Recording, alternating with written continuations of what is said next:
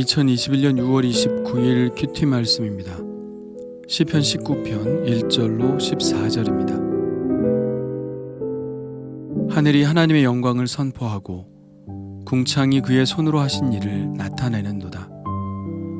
날은 날에게 말하고 밤은 밤에게 지식을 전하니 언어도 없고 말씀도 없으며 들리는 소리도 없으나 그의 소리가 온 땅에 통하고 그의 말씀이 세상 끝까지 이르도다.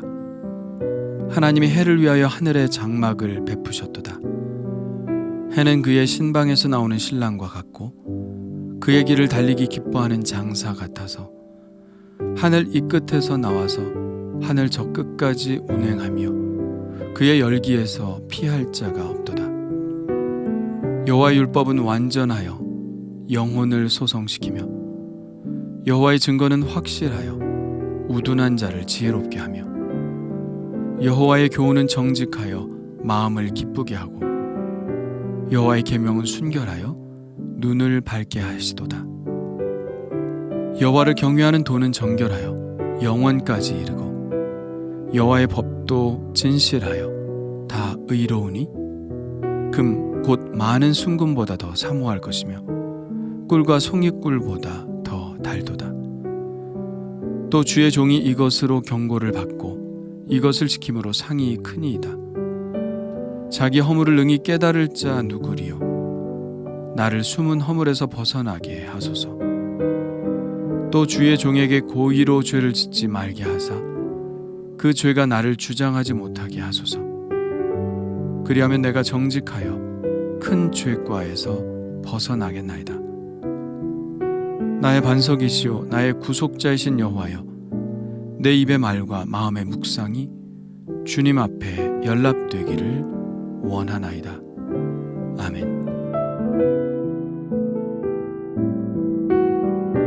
1절부터 6절까지는 창조 세계에 드러난 하나님의 영광을 찬양하고 있습니다. 사람들은 하나님을 본 적이 없는데 어떻게 하나님을 믿을까요? 그것은 믿을 만한 증거들이 많기 때문입니다. 그 증거 중에 하나가 바로 창조 세계죠. 과학이 발달하기 전에 자연은 사람이 그대로 따라야 하는 하나의 거대한 순리였으며 또 두려움의 존재이기도 했습니다. 그래서 자연 자체가 신이라 여긴 경우도 많았죠. 과학이 발달하기 전에는 인간의 무지가 자연을 또는 그 자연을 주관하시는 하나님을 두려워하고 경외했습니다. 그런데 이제 과학이 급속도로 발전하면서 자연이 우리에게 주었던 두려움과 신비함의 꺼풀들이 벗겨지기 시작했습니다. 그래서 자연은 대상화되었죠. 그러나 지금 우리가 느끼는 것은 자연에 대한 신비를 풀면 풀수록 더 큰 신비에 맞닥뜨려진다는 것입니다. 그래서 오히려 그 신비를 만드신 하나님을 더욱 찬양하게 되죠. 그럴 수밖에 없습니다. 왜냐하면 자연은 하나님을 드러내는 또 다른 하나의 성경이기 때문입니다. 오늘 말씀이 그것입니다. 하늘은 하나님의 영광을 선포합니다. 궁창은 곧 창공은 하나님이 그의 손으로 하신 일을 나타냅니다. 그들이 인간처럼 말을 하지는 않지만 그들만의 은밀한 방식으로 날은 날에게 하나님에 관한 지식을 전달하고 밤은 밤에게 하나님의 위대하심을 전하며 하나님이 말씀하신 그 소리가 온 땅에 통하고 그 말씀이 세상 끝날까지 전달됩니다. 날은 날에게 밤은 밤에게 그 소리를 전한다는 표현은 요즘 시대에 오히려 더 적절해 보입니다. 생각해보면 밤은 밤에게 소리를 전할 수 없습니다. 낮이라는 단절이 생기기 때문입니다. 낮도 낮에게 하나님의 소리를 전하지 못하죠. 중간에 밤이 그 소식을 가로막기 때문입니다. 그래서 오히려 낮은 밤에게 소리를 전하고 밤은 낮에게 소리를 전한다는 표현이 더 좋았을 것 같습니다. 그러나 지구가 둥글고 자전을 한다는 것을 아는 이 시대에는 이 표현이 더 적절합니다. 지구가 자전하면서 밤은 계속해서 밤으로 이어지고 낮은 낮으로 이어지기 때문입니다. 자연의 모든 만물은 이처럼 창조 이후 지금까지 하나님의 위대하심을 고스란히 전하고 있습니다. 그래서 우리는 이 자연을 바라보면서 하나님의 위대하심을 찬양하게 되는 것이죠. 이 19편의 첫 부분은 하이든의 오라토리오 천지창조를 생각나게 합니다.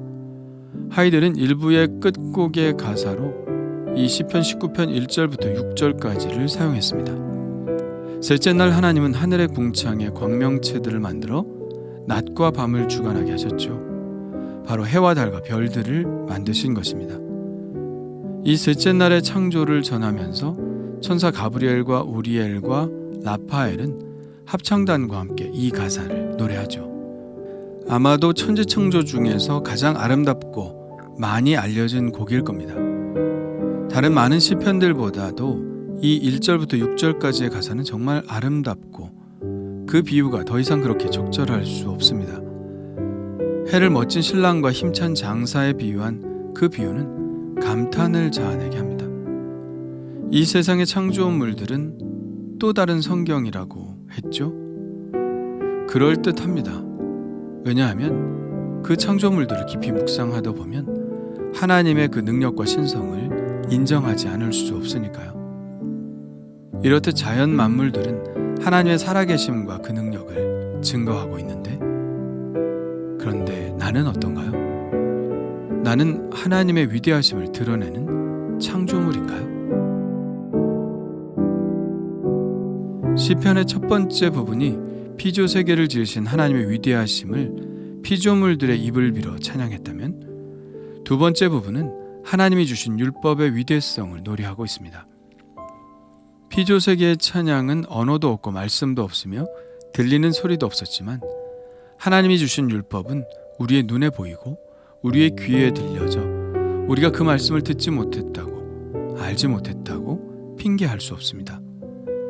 창조 세계가 우리에게 전해주는 말씀은 우리가 깊게 묵상할 때 보이는 것이지만, 하나님의 율법의 말씀은 엄연하게 우리에게 주어져 있으므로 절대로 부인할 수 없죠. 하나님이 주신 율법이 왜 위대할까요? 그 말씀이 그것을 읽는 사람에게 미치는 분명한 영향력 때문입니다. 아무리 하나님의 말씀이라도 그 말씀이 사람을 변화시키지 못한다면 그 말씀은 더 이상 읽혀지지 않겠죠. 그러나 말씀의 효용은 분명합니다. 여호와의 율법은 완전하여 영혼을 소성시키고 여호와의 증거는 확실하여 우둔한 자를 지혜롭게 합니다. 여호와의 교훈은 정직하여 마음을 기쁘게 하고 여호와의 계명은 순결하여 눈을 밝게 합니다. 여호와를 경외하는 도는 정결하여 영원까지 이르고 여호와의 법도 진실하여 다 의롭습니다. 여기서 나오는 율법, 증거, 교훈, 계명, 도, 법도는 사실 약간의 의미는 다르지만 결국은 하나님의 말씀을 가리키는 것입니다. 하나님의 말씀이 우리에게 주시는 효용은 참 놀랍죠. 영혼을 소성시키고 지혜를 주며 기쁨을 주고 또 우리의 눈을 밝게 합니다. 이런 변화가 어떻게 가능할까요? 세상의 책은 활자가 주는 능력이 있지만 하나님의 말씀은 우리가 그 말씀을 읽거나 들을 때 하나님께서 우리에게 가르쳐 주시고 말씀하시기 때문입니다. 그러므로 우리는 말씀을 보아야 합니다. 말씀을 사모하되 금, 곧 많은 순금보다 더 사모해야 합니다. 그런데 정말 우리는 그렇게 하고 있나요? 하나님의 말씀이 영혼을 소성시키고 지혜와 기쁨을 주고 눈을 밝게 한다고 믿는다면 당연히 그래야 하지 않나요? 그런데 우리의 모습은 말씀보다는 금을 더 사모하는 것 같습니다. 금을 쫓아다니는 시간만큼, 아니 그것보다는 못하더라도 그래도 최소한 하루에 경건의 시간을 갖는 정도는 말씀을 사모해야 하는데, 그것에 훨씬 못 미치는 우리의 모습이 그 사실을 증명하고 있죠. 하나님의 말씀에 귀를 기울이지 않은 채 내 영혼이 왜 이렇게 피폐하냐고, 왜 하나님이 나를 인도하시지 않냐고, 왜 내 마음이 이렇게 슬프고 총명이 흐려지고 있냐고 원망하는 것이 우리의 모습 아닌가요? 우리는 우리의 영혼을 위해 이 위대한 말씀을 사모해야 합니다.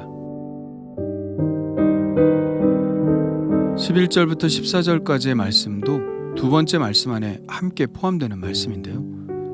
말씀이 우리에게 주시는 기능 중 경책이나 경고의 기능에 대해서 쓰고 있습니다. 다윗은 11절에서 이렇게 고백하죠. 또 주의 종이 이것으로 경고를 받고 이것을 지킴으로 상이 크니이다. 다윗도 죄를 짓고 나서 아니면 죄를 짓기 전에 하나님의 말씀으로 경고를 받았나 봅니다. 그리고 말씀대로 지켰더니 하나님이 상을 주셨다는 고백을 하고 있는 것이죠. 말씀의 기능 중 가장 중요한 것 중에 하나는 우리를 죄로부터 멀리 떨어뜨려 놓는다는 것입니다. 시편 119편 11절의 말씀을 기억하시죠? 내가 주께 범죄하지 아니하려 하여 주의 말씀을 내 마음에 두었나이다. 그렇습니다. 말씀을 늘 읽고 묵상하면 우리는 죄로부터 멀어질 수밖에 없습니다. 다윗은 계속해서 죄의 문제에 관해서 이야기합니다. 12절에는 나를 숨은 허물에서 벗어나게 하소서 라고 하고 있는데요. 숨은 허물이 무엇일까요? 이것은 자기도 모르게 짓는 죄를 말합니다. 죄가 숨어 있어서 내가 인식하지 못하는 죄입니다. 또 13절에는 고의로 짓는 죄에 대해서 말하죠. 우리가 흔히 기도 속에서 알고 지은 죄, 모르고 지은 죄라고 칭하는 죄들이 바로 바울이 한 기도 속에 나타난 죄입니다. 사람은 완전하게 행할 수 없습니다. 나는 옳게 행했다고 생각해도 그것이 죄인 경우가 있죠. 우리의 판단은 정확하지 않기 때문인데요. 그래서 겸손하게 이렇게 고백하고 있는 것입니다. 내가 모르는 숨은 허물까지도 용서하시고 또 그것들을 드러나게 하시사 그것을 인식하게 해달라는 기도를 내포하고 있는 것이죠. 그러면서 다윗은 굉장히 위대한 기도를 드리고 있는데요. 14절입니다. 나의 반석이시요 나의 구속자이신 여호와여, 내 입의 말과 마음의 묵상이 주님 앞에 연락되기를 원하나이다. 그가 이렇게 죄에 대해서 경계하고 하나님의 말씀으로 이 죄를 멀리하려고 하는 이유가 있습니다. 그것은 그가 정말 순결하여서 그의 입의 말과 마음의 묵상까지도 주님 앞에 연락되기를 바라기 때문입니다.